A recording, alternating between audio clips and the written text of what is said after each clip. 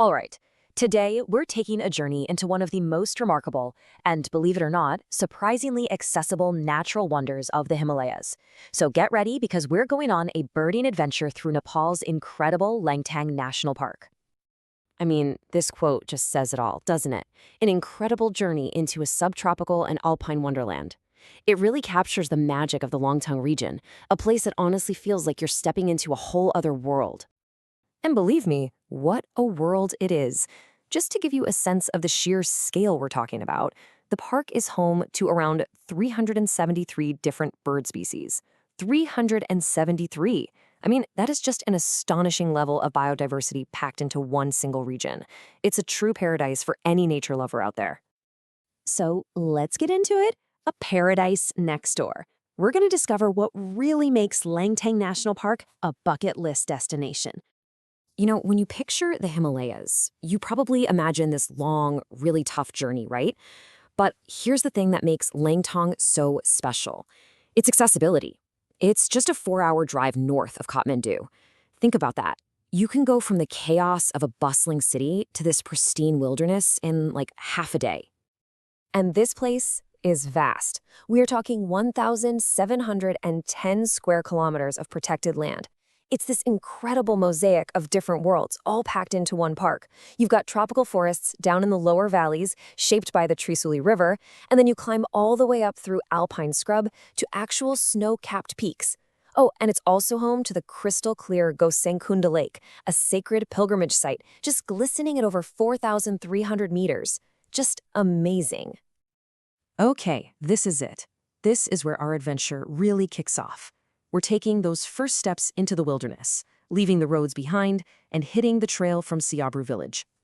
So first things first, you've got that drive from Kathmandu to Siabru village.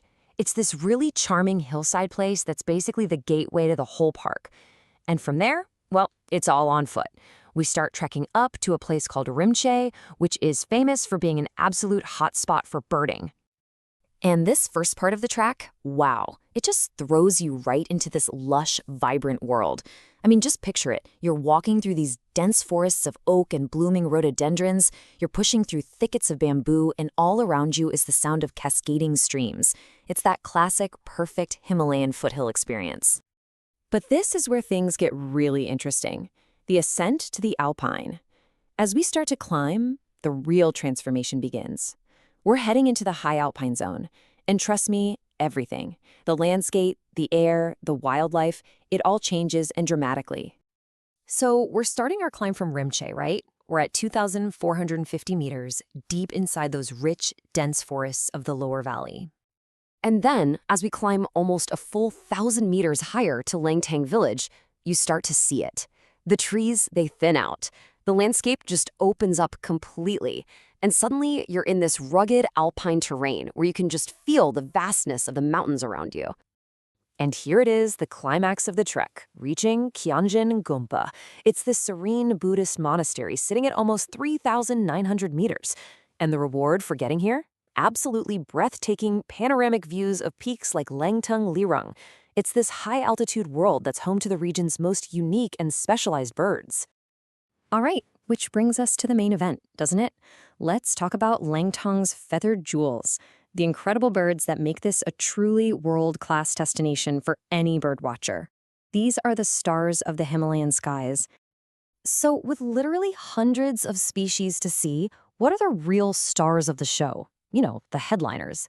Let's look at the birds that people will travel from all over the world just for a chance to see.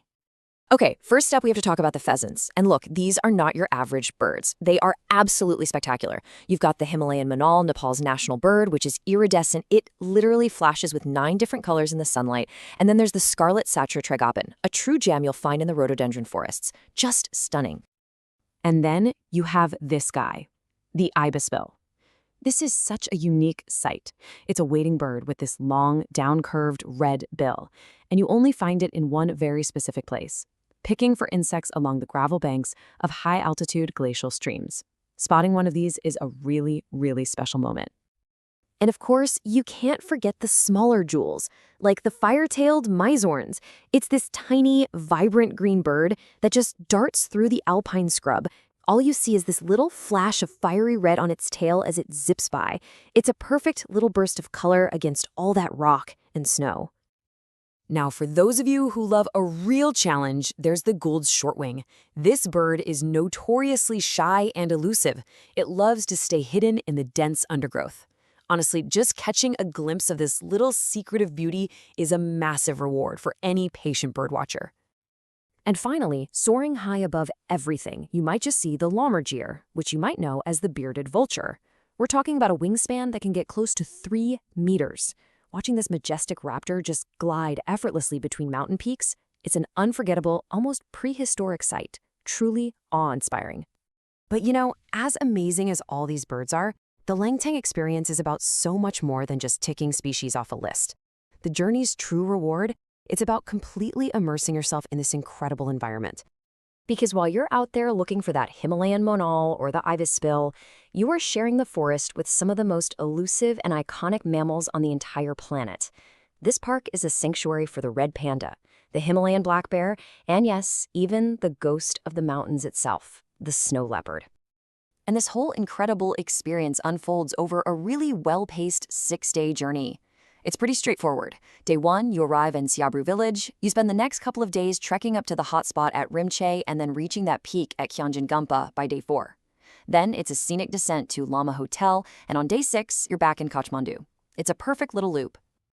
So in the end, a trip to Langtang gives you so much more than a list of birds. It's about those absolutely awe-inspiring Himalayan views of peaks that are over 7,000 meters high. It's about supporting local communities by staying in their family-run lodges, their tea houses. It's a total haven for photographers and nature lovers. You get to discover these serene landscapes, like Gosainkunda Lake. Really, it's about gaining a much deeper appreciation for biodiversity. It's one of those journeys that really sticks with you. And all of this leaves us with one final thought, doesn't it? An adventure like this one in Langtang, it reminds us of the incredible wonders our natural world holds. But it also kind of makes you wonder, right? What treasures are waiting to be discovered, maybe a little closer to home, right in your own backyard?